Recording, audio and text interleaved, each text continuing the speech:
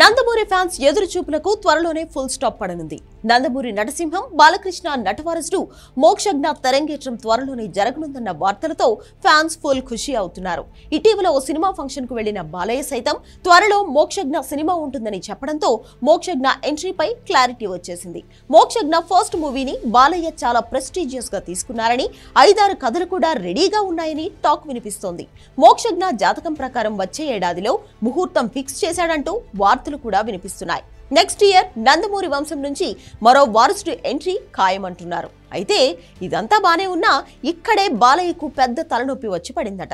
తమ ముద్దుల తమ్ముడి మొదటి సినిమా కోసం 2 అక్కలు పోటీ పడుతున్నారట. మోక్షజ్ఞతో సినిమా తీసేందుకు తేజస్విని, బ్రాహ్మణి పోటీ పడుతున్నారట. మోక్షజ్ఞ ఫస్ట్ మూవీని ఓ రేంజ్ లో లాంచ్ చేయాలన్నది బాలయ్య ప్లాన్.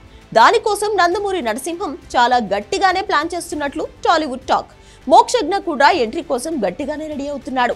గతంలో బాగా బొద్దుగా కనిపించిన మోక్షజ్ఞ రీసెంట్ గా అల్ట్రా స్టైలిష్ గా మారిపోయాడు. ఇక బాలయ్య అనుకుంటే ఏ స్టార్ డైరెక్టర్ అయినా సై అంటూ వచ్చేస్తారు. నిర్మాతలు ఎవరైనా మేము లాంచ్ చేస్తామంటూ ముందుకు వస్తారు. ఒకానొక టైంలో మోక్షజ్ఞ ఫస్ట్ మూవీని బాలయ్య డైరెక్ట్ చేస్తారని టాక్ గట్టిగా వినిపించింది. అయితే ఇప్పుడు సీన్ పూర్తిగా మారిపోయింది. తమ్ముణ్ణి నేను లాంచ్ చేస్తానంటూ బాలయ్య 2 కూతుళ్లు పోటీ పడుతున్నారట. నారా బ్రాహ్మణి, తేజస్విని ఈ విషయంలో పోటీ పడుతున్నారట.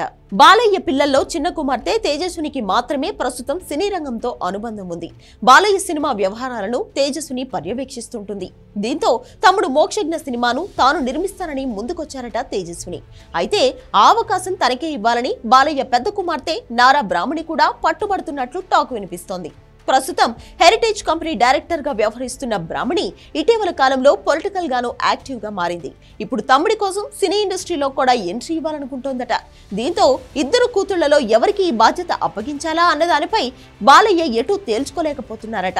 మరి తన ముద్దుల కొడుకు విషయంలో బాలయ్య ఏ నిర్ణయం తీసుకోబోతున్నారన్నది ఇప్పుడు ఆసక్తికరంగా మారింది.